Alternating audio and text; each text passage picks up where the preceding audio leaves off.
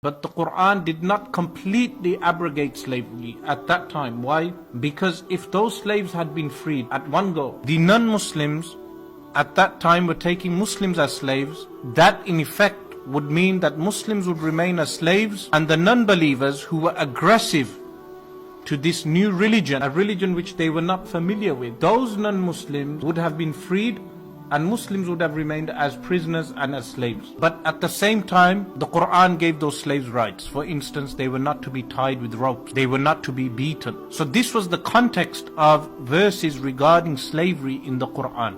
It would be important to look at all the necessary verses relating to slavery throughout the Qur'an, rather than just looking at the verse relating to slavery in one chapter alone. So this is what is meant by context. Whenever an individual quotes the Qur'an on a given subject, it is important that they be familiar with all the verses relating to that subject within the Qur'an. Otherwise they decontextualize the verses of the Qur'an.